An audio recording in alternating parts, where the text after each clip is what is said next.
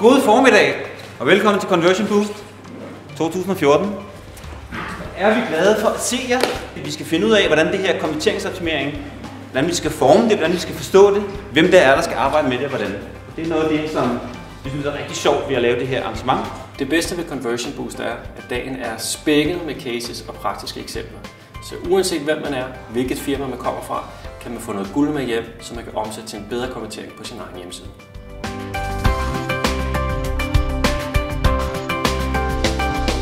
Et godt tip fra mit indlæg i dag, det er pas på med at antage, at du kender dine kunder. Brug i stedet for den korte tid, det tager at finde ud af det, og brug kundens ord. Der er forskel på moderigtige kondisko og fede sneaks.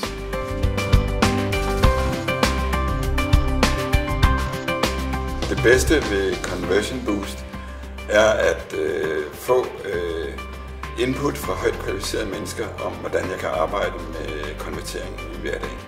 Det vigtigste, jeg har fået med hjem her i dag, er, at jeg har fået nogle konkrete og teoretiske vinkler på, hvordan jeg kan gøre mit daglige arbejde.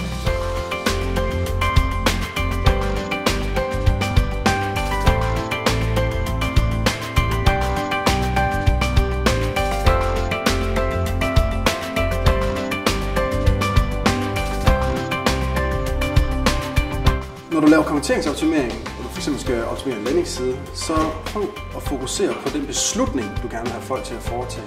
Hvad er det, de skal gøre på siden, i stedet for udelukkende at fokusere på siden i sig selv.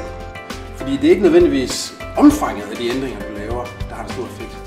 Det er omfanget af den ændrings effekt i hovedet på folk. Så beslutningen er det vigtigste at optimere.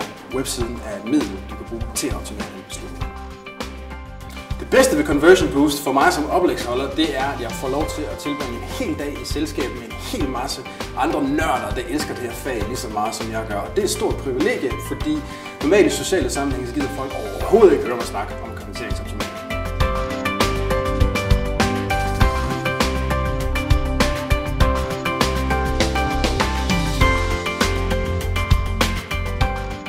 Jeg ser en stærk vækst for konverteringsoptimering de næste 3 år.